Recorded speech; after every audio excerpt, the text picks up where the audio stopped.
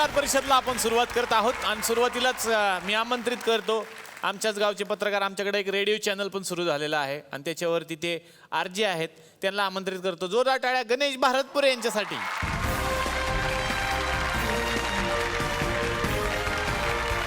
नमस्कार नमस्कार नमस्कार नमस्कार नमस्कार नमस्कार.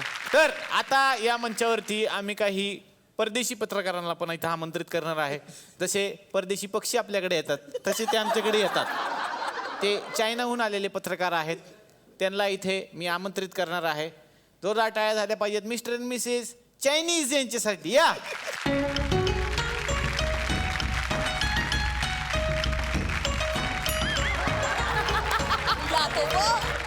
तर आता खाली जे पत्रकार बसलेले आहेत त्यांनाही मी आमंत्रित करतो वरती. या तुम्ही येऊ शकता.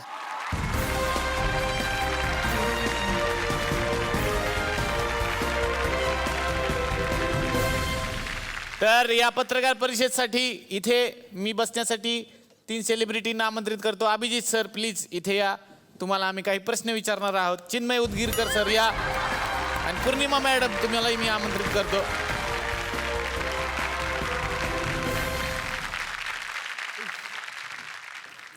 आहे आमची आज. ते म्हणले आहे आमची आज पत्रकार परिषद.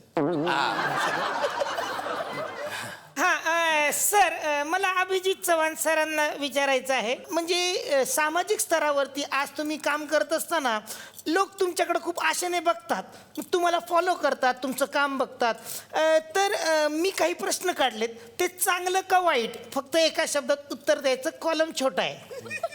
हां तर अभिजित सर प्लीज सांगा, उडान टप्पू मित्रांबरोबर फिरणं चांगलं की वाईट? वेळ कमी आहे. चांगलं. पत्ते खेळणं चांगलं का वाईट? समाज फॉलो करतोय सर तुम्हाला. पत्ते खेळणं चांगलं. सतत पिकनिकला जाणं आणि ती पिकनिक मित्रांवर लादणं चांगलं का वाईट? नाटक बोल. मी लागतो पिकनिक. सर पर्सनली घेऊ नका सर, पत्रकार आहे. सामाजिक स्तरावरती काम करत असताना तुम्ही समाजाचं देणं लागता, लादणं लागत नाही सर. सतत पिकनिकला जाणं आणि ती पिकनिक मित्रांवर लादणं चांगलं का वाईट? वाईट. बायकोला दिलेली वेळ पाळणं चांगलं का वाईट? चांगलं ऑफकोर्स. शेम टू शेम.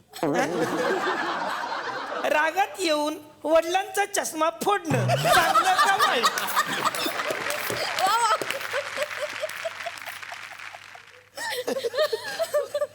वाईट. आपल्याला भूतांची भीती वाटते म्हणून सतत मित्रांना घरी बोलवणं चांगलं का वाईट? उषा तू भेट मला नंतर. सांगा सर. चांगलं. अर्थात ती भीती घालवण्यासाठी चांगलं. चालेल. सर तुम्हाला हे सगळं व्यवस्थित कळतंय, मग का असं वागतं? काय प्रॉब्लेम आहे सर तुमचा?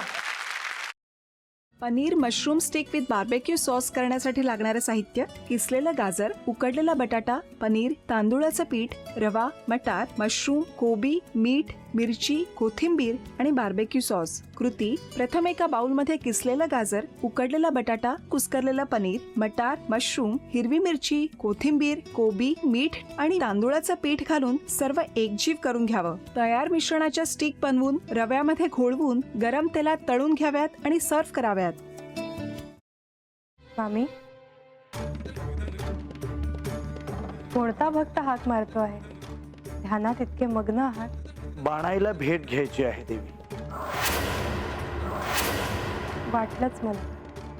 ती अस्वस्थ असणं स्वाभाविकच आहे. तिच्या दृष्टीने हे सारंच गोंधळून टाकणार आहे.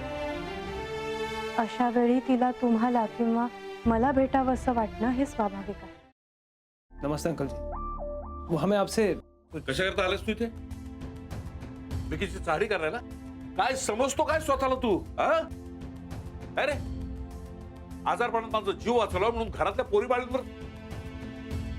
अरे कुठून कुठून येता तुम्ही? नाही ते उद्योग धंदे करता इथं. खपवून घेणार नाही मी सांगतो तुला. मी फार वाईट माणूस आहे लक्षात ठेव. पोलिसात देणार होतो तुला. केवळ विकी आडवाला म्हणून लक्षात ठेवलं. ते इथून दिंड काढणार होतो तुझी मी. मामा आता आपण काहीच करू शकत नाही.